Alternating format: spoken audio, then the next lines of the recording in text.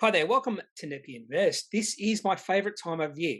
July leading into August, we'll see a month of Appendix 4Cs and 5Bs, and then we move into August and we see either full year or half year results released during that month.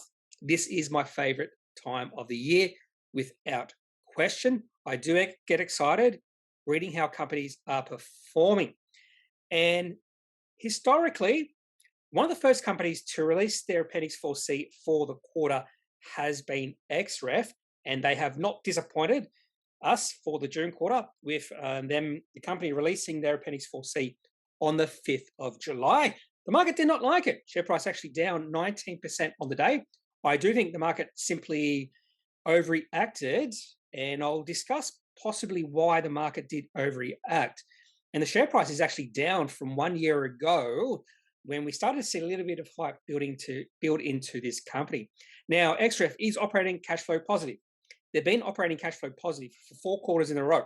Now, one of the reasons why a company might not have to issue any more June quarter quarterly cash flow reports is if they are operating cash flow positive for at least 4 consecutive quarters. So there is potential as we move through the next few quarters that Xref will ask the ASX permission not to release, or will ask the ASX permission that they should be exempt from releasing Appendix 4Cs. Furthermore, we saw a few companies do that. What company did that? Westar Industrial did that, and I did their final Appendix 4C for the March quarter about a week ago. So let's get stuck into it, looking at Xref and their June quarter results. Xref is a human resources and recruitment technology company, particularly in reference checking, ID checking, that sort of thing. Founded in 2011, they listed on the ASX 6 years ago, February 2016. The current CEO is also the co-founder of the company, Lee Martin Seymour, and he has skin in the game, 17.1% holding in the company. Now, this is important. So skin in the game is important for me. I would prefer something between about 15 and 30%. Once we get over 50% holding, I think that gives too much power to one person. And when you're talking about 0% holding in a company, I think that's too little influence in a company. I do like CEOs, even boards, members of the board, to have skin in the game. That's just my preference, and that's actually a preference for a lot of investors out there. Two of the largest shareholders in Xref are Net Wealth, 16.3% holding, and Australian Ethical Investments, 7.1% holding. Now to the market. Last time I did a video for Xref, which was about 3 months ago, start of April, when they released the March quarter results, the share price was 63 cents. That gave a market cap to Xref of 122 million. Current market cap of Xref is 76 million. That's at a share price of 41 cents. And we have seen, with this company being operating cash flow positive, cash on hand is increasing.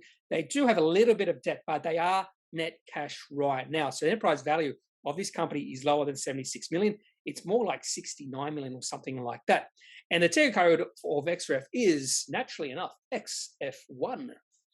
Now, I'm just going to briefly look at the financial situation for Xref, and I'm going to be comparing financial year 20 numbers to financial year 21 numbers. And we just finished financial year 22. And in about 1 month time, or maybe just over 1 month time, we'll be able to compare financial year 22 to financial year 21. We already know some financial year 22 numbers in regards to operating cash flow and also net cash, 2 things I do look at when I am looking at the financial situation of a company. But this company is growing. Revenue is growing, and more than likely revenue for financial year 22 will be around $20 million, maybe less than $20 million, because the operating cash flow is quite a bit. I mean, the cash receipts is just over 20 million, and revenue for this company would be a little bit less than the cash receipts. Anyway, they are growing at a nice rate, and they are operating cash flow positive. This company was highly operating cash flow negative in financial year 21 and financial years before that. They did have a strategic decision to try to achieve becoming operating cash flow positive. This was one of the reasons I became interested in this company, because of this decision from the board and management. So in financial year 20, they were operating cash flow negative by 7.4 million. They turned that around and were operating cash flow positive in financial year 21 by 2.3 million. And in financial year 22, because we can see these numbers off their Appendix 4C, they were operating cash flow positive for this financial year to the tune of $4.4 million, so almost double from last year. Unprofitable in financial year 20 by $10 million, and they have turned that around and were profitable by a small amount, but that is profitability, and they've grown their cash on hand from $1.5 million 1 year ago to $6.7 million now. They do have $5 million of debt. I'm not sure why they have that debt right now. I'll talk about that later. And when you look at some of the valuation metrics, these valuation metrics have come down a lot since 1 year ago. So EV, the operating cash flow, has fallen from about 50 to 16, and the price to sales ratio is hovering around 4 right now. So not overly stretched when you look at those valuation metrics for a company that is growing and growing quite strongly at this point in time. In the previous slide, I mentioned one of the reasons I became interested in Xref is just this change in focus on increasing revenue compared to becoming operating cash flow positive, free cash flow positive, and profitable. So it's just this mentioned in one of their presentations or one of their quarterly cash flow reports that I piqued my interest in this company. And it simply stated, since November 2019, Xref's primary focus has been preserving cash and reaching cash flow break even. They have done that. They have achieved their goals.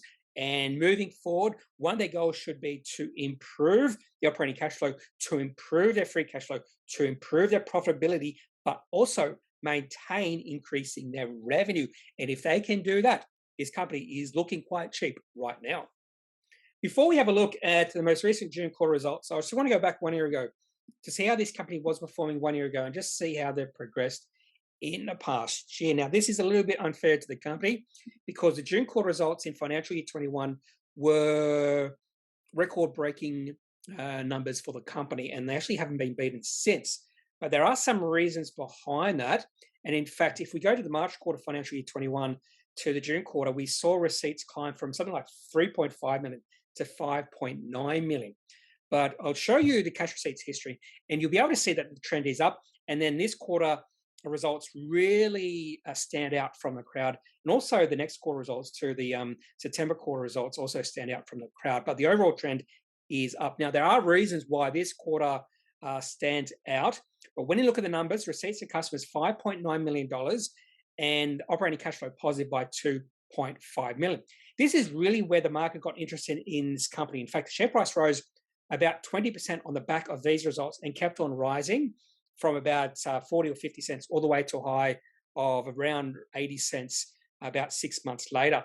Anyway, because the company was operating cash flow positive and they don't spend much money in investing and financing activities, most of that operating cash flow fell to the bottom line, not all of it, but $2 million of it did. So the cash on hand actually increased from 6.2 million to 8.2 million. Now let's have a look at the most recent June quarter results. And you can just be able to see how when you compare quarter on quarter, so previous corresponding period, it doesn't look like it's very impressive results and why the market may have sold off on this company. The first thing you'll notice when you look at the June quarter results for financial year 22 is that cash receipts are down compared to the previous corresponding period in financial year 21, down $500,000. And if you look at that in isolation, you might be concerned. But I like to take the broader view. You'll be able to see the broader view when I show you the cash receipts history for Xref, not the next slide, but probably the slide after that. But the main thing here is even though cash receipts are down slightly, $500,000, they haven't really ramped up their spending all that much. Staff costs are up $700,000, but product manufacturing operating costs are down $300,000, administration costs down $50,000. So even though cash receipts are down $500,000, they haven't really increased the spending all that much, and overall the company is still operating cash flow positive for this particular quarter by the tune of $1.4 million. And again, as I mentioned in the previous slide, this company doesn't spend a lot of money in financing and investing activities, and so most of that operating cash flow fell to the bottom line, and cash on hand actually increased from 10.9 million to 11.7 million. Now, my only gripe with Xref at this point in time is they do have a $5 million fully drawn facility with pure asset management at an 8.5% interest rate interest is paid every 3 months. For this particular quarter, interest amounted to $100,000. So over a full year, this company is paying between about $400,000 and $500,000 of interest. I would prefer this company to not have this fully drawn facility, because that could save the company, between $400,000 and $500,000 a year. And with the fact that they have $11.7 million of cash on hand, I'm not sure why they need this fully drawn facility at this point in time. So that's my only gripe with Xref right now. And as I've already mentioned quite a few times in this video, the market did not like this particular Appendix 4C from Xref. Share price fell 19%. Now, in saying that, the 3 trading days leading up to the company releasing this Appendix 4C, the share price actually rose from less than 40 cents to 50 cents. You'll be able to see that in the chart. But again, I think this was an overreaction for the market, 20% drop in share price. I think when you take into account, there wasn't a lot of volume, so there wasn't a lot of selling. So it was just a few investors who probably were comparing the cash receipts quarter or the cash receipts for this quarter to the previous corresponding period, and that did freak them out that cash receipts have fallen. I think if you take that into account, this was not a bad quarter, and this was an overreaction from the market, but just means that Xref is now better value than it was the day before they released their Appendix 4C. There is one slight problem I do have with the company, and this is me just being a little bit of a nitpicker, and that is what they've done with comparisons. So typically, if a company compares their results to another period, I'd like them to be consistent through time. And what Xref have done in the past is they've compared a particular quarter to the previous corresponding period, but they've changed that. And instead of comparing this particular quarter's results to the previous corresponding, the fourth quarter of financial year 21, they've compared these results to the previous quarter, quarter 3 in financial year 22, and they've explained why in the commentary. So this is fair enough. At least they've explained why they've done it. Some companies won't explain it, and the main reason they do it is because the numbers would look better. However, the lower demand for cryptocurrency reduced identity checks sold by Rapid ID by 62% when compared to the same period. As a result, sales were 5.8 million, 9% lower when compared to quarter 4, financial year 2021. For this reason, the following operation update compares growth figures with the preceding quarter 3, financial year 2022 results, just because the numbers will look better. One of the first things I do when researching a company is I look at the revenue or receipts history for that company. And this is very important for me. It's not an instant red flag if I don't see receipts or revenue growing, but it's not a first good look. So since it is the first thing I do look at, it is something I am tracking for all companies that do release Appendix 4Cs. This is why I'm religious in doing this sort of thing. So every single Appendix 4C that is released, I will document the receipts and then put it into a spreadsheet. And if we track the receipts history for Xref since they listed on the ASX in early 2016, there is a noticeable trend in receipts. Receipts are growing consistently over time. Now, there is a bit of lumpiness, and this should be expected. Receipts don't go up in a straight line, but receipts have grown for Xref from 460,000 to 5.5 million. You'll notice a few times here, there's little jumps, sudden jumps in receipts. We saw that in 2018, receipts went from 1.8 million to 2.7 million, then fell back the next few quarters and then continued to rise. We also saw that in 2019, receipts went from 2.7 million to 3.5 million and then fell back. We also saw that in 2021. Receipts actually climbed from 3.5 million to 5.9 million, and then they fell back and started rising again. This is a common theme for Xref. And one of the problems some investors probably had when they saw these quarter results is they just compared it to the previous corresponding period. So they saw the numbers 5.5 million, saw they were lower than 5.9 million in the previous corresponding period, and that was the selling decision. I believe, and this is just my opinion, you've got to take the broader view, the longer term view. And without a doubt, receipts for Xref are on the uptrend. It wouldn't surprise me to see receipts break $6 million in the September quarter. And definitely if they don't break in the September quarter, I can see it breaking in the December quarter. So my expectations for Xref is receipts over $6 million over the next few quarters.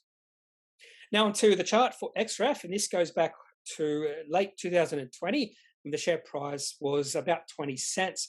And really the catalyst for the re-rating in Xref was around their July or the June quarter results for financial year 21. Share price back then or before those results was around about 25 cents. We saw the share price increase 20%. And from the release of those results, share price move up to about 45 cents. We saw the share price move into an uptrend and the share price kept on increasing over the next 6 months. In fact, share price rose to a high of about 80 cents, which was reached in February or March of this year. But ever since that high, share price has been struggling on lower volumes. So keep that in mind as well. Share price has moved down from 80 cents to a low of 35 cents. You probably also notice, even though it's probably hard to see here because I'm over it, the volume ever since that high has been on significantly lower volume than what we saw during the uptrend. That's actually not a bad sign. Just the market is less interested in the company at this point in time. And if we do see, say, interest rates starting to fall away again, because Xref has probably been lumped in with a lot of the other tech companies. If we do see interest rates starting to fall again, which is a possibility, I think that could be sort of signaling the bottom of Xref's share price and possibly the share price moving into a new uptrend. But I'm getting way ahead of myself right now. Now the share price did get to about 35 cents a week before the company released their quarterly results. And then the share price rose from about 35 cents to 50 cents in about 5 trading days. And in fact, the share price moved up to the 100-day moving average, which at this point in time would have been a fairly natural resistance level. Now, the day they did release the results on July the 5th, they did not release the results before trading began. They released the results 2 hours into trading, and there was no trading in Xref for those first 2 hours. So the market was waiting for the results. And when the results came in, there was not an immediate reaction from the market. There was a trickle reaction. In fact, the share price and the selling just trickled through the rest of the day. There was just a slow trickle of trading, and that trickle was mostly just very slight selling pressure, but that slight selling pressure did force the share price down from 50 cents to 40.5 cents, which was a 19% correction in the share price. You might be able to notice, if you can see the volume, not a lot of volume on that day. And that's telling me there was not a lot of investors willing to sell their shares based off their Appendix 4C. So even though the share price was down 20%, I don't think it was a high conviction selling from shareholders. I think there would have been some taking profits or selling because the share price had reached a natural resistance level at 50 cents. That's all I have for this look at Xref's June quarter results for financial year 22, the last quarter for the financial year. Everything's looking pretty good for Xref. Some very small things I don't like about the company at this point in time, but they're very small things. I am a shareholder and I have no reason to sell my shares right now. Revenue is growing, receipts are growing, operating cash flow, free cash flow are growing, profitability is growing, enterprise value and the markup are falling. So if you have growth in the most important things of a company, yet the markup and the value of the company is falling, the company should be becoming more attractive to those who are willing to invest in that company. And that's where I sit right now. There's no reason to sell because this business is not in trouble right now. If you disagree with me about anything I've mentioned, I'd love to hear your opinions because that's how we learn as investors. Take on different opinions, different thoughts. Don't just discard it because they're different. Take it on. Try to understand where the person and the different opinions are coming from. So leave it in the comment section of this video. Otherwise, if you actually agree with me and you love this company, I'd love to hear your opinions as well. So leave it in the comment section of this video. Otherwise, I'm not a financial advisor. If you do need financial advice, make sure you seek out someone who is qualified and can speak to your own financial needs. That's it for this video. Have a good day. Bye.